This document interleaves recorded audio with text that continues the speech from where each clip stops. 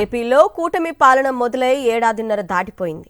రాష్ట్రంలో సంక్షేమం, అభివృద్ధి హామీలు గాలి కొట్టుకుపోయాయి. అప్పులు మాత్రం కొండలా పెరుగుతున్నాయి. మరోవైపు రెడ్ బుక్ రాక్షస రాజ్యాంగం అమలు చేస్తున్నారు. తన చేతకానితనాన్ని కప్పిపుచ్చుకోవటానికి చంద్రబాబు నిరంతరం గత వైఎస్ జగన్ పాలనపై దుష్ప్రచారం చేస్తూనే ఉన్నారు. చంద్రబాబు చేసే తప్పుడు ప్రచారానికి ఎల్లో మీడియా వంతపాడుతోంది. వైఎస్ఆర్సీపీ ప్రభుత్వ హయాంలో రాష్ట్ర స్థూల ఉత్పత్తి గురించి చంద్రబాబు చేస్తున్న దుష్ప్రచారం ఎలా ఉందో చూద్దాం. వైఎస్ జగన్ అధికారంలోకి వచ్చాక కోవిడ్ వల్ల రాష్ట్రంలో సర్వ వ్యవస్థలు స్తంభించిపోయాయి.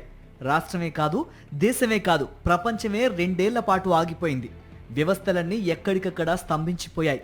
అయినప్పటికీ కోవిడ్ వల్ల 2 ఏళ్లు నష్టపోయిన వైఎస్ జగన్ హయాంలో ఎక్కడా సంక్షేమ పథకాలు ఆగలేదు. ప్రజలు ఏమాత్రమూ ఇబ్బంది పడలేదు. కోవిడ్ సమయంలో చేయడానికి పనులేమీ లేకపోయినా కూడా ప్రజలు సంతోషంగానే గడిపారు. విమానాశ్రయాలు, ఓడరేవులు, ఫిషింగ్ హార్బర్ల నిర్మాణాలు పెద్ద ఎత్తున మొదలయ్యాయి. కర్నూలు నుంచి విశాఖ వరకు అనేక పరిశ్రమలు వచ్చాయి. నాడు నేడు కింద ప్రభుత్వ పాఠశాలల్ని అత్యున్నతంగా తీర్చిదిద్దారు. కొత్తగా 17 మెడికల్ కాలేజీలను తీసుకువచ్చారు. ప్రభుత్వ వైద్య రంగాన్ని గాడిలో పెట్టారు. వాలంటీర్ వ్యవస్థను తీసుకువచ్చి ప్రజలకు ఇంటి వద్దే ప్రభుత్వ సేవలు అందించారు. వార్డు, గ్రామ సచివాలయాలు ఏర్పాటు చేసి ప్రభుత్వ ఆఫీసుల చుట్టూ తిరగాల్సిన పరిస్థితి లేకుండా చేశారు. గ్రామాల్లో ఆర్బీకేలు ఏర్పాటు చేసి రైతు విత్తనం వేసినప్పటి నుంచి పంట కోతల వరకు అన్ని సేవల్ని ఊరిలోనే లభించేలా చేశారు. అతి సామాన్యం నుంచి రైతు వరకు, విద్యార్థుల నుంచి గృహిణుల వరకు ఎవరికీ ఏ కష్టం రాకుండా వైఎస్ జగన్ 5 ఏళ్ల పాలన సాగింది. ఇదే కాకుండా రాష్ట్ర స్థూల ఉత్పత్తిని కూడా పెంచారు. రాష్ట్ర అభివృద్ధిలో కోవిడ్ ప్రభావం ఏమాత్రమూ కనిపించకుండా జగన్ పాలన సాగింది. వైఎస్ జగన్ పాలన ఇంత జనరంజకంగా సాగితే అప్పటి నుంచి ఇప్పటి వరకు చంద్రబాబు, ఎల్లో గ్యాంగ్ కట్టుకథలు, దుష్ప్రచారాలతో హోరెత్తిస్తూనే ఉన్నారు.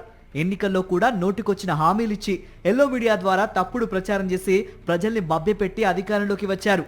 ఏడాదిన్నరలో 2.66 లక్షల కోట్ల రూపాయల అప్పులు తెచ్చి కనీసం ఉద్యోగుల జీతాలు కూడా సరిగ్గా ఇవ్వలేకపోతున్న చంద్రబాబు ఇప్పటికీ వైఎస్ జగన్ పాలన మీద పడి ఏడుస్తూనే ఉన్నారు.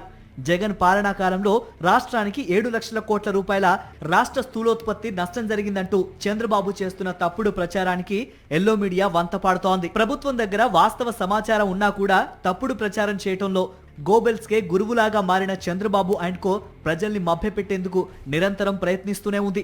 వాస్తవానికి గత చంద్రబాబు పాలనలో అంటే 2014 నుంచి 2019 వరకు రాష్ట్ర స్థూలోత్పత్తిలో పెరుగుదల 3,48,745 కోట్లు కాగా 2019 నుంచి 2024 వరకు 2 ఏళ్ల పాటు కోవిడ్ వల్ల తీవ్ర నష్టం జరిగిన రాష్ట్ర స్థూలోత్పత్తిలో 4,96,255 కోట్ల రూపాయల పెరుగుదల కనిపించింది. ఈ లెక్కలన్నీ రాష్ట్ర ప్రభుత్వం దగ్గర, కేంద్ర ప్రభుత్వం దగ్గర ఉంటాయి. దాస్తే దాగేది కాదు.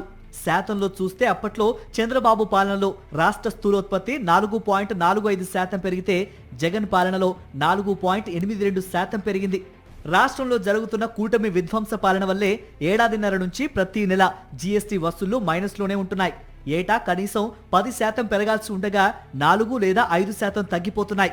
ప్రజల చేతిలో డబ్బు లేకపోవటం, ఉపాధి అవకాశాలు తగ్గిపోవడంతో కొనుగోలు శక్తి సన్నగిల్లిపోయి జీఎస్టీ వసూళ్లు దారుణంగా పడిపోతున్నాయి. ఇవన్నీ కప్పిపెట్టుకోవడానికి చంద్రబాబు ప్రతిరోజు వైఎస్ జగన్ గత పాలనపై దుమ్మెత్తిపోస్తున్నారు. దానికి ఎల్లో మీడియా వంతపాడుతోంది. రాష్ట్రంలో ఏం జరుగుతోందో ప్రజలు తెలుసుకోలేరని ఎల్లో గ్యాంగ్ భ్రమపడుతోంది.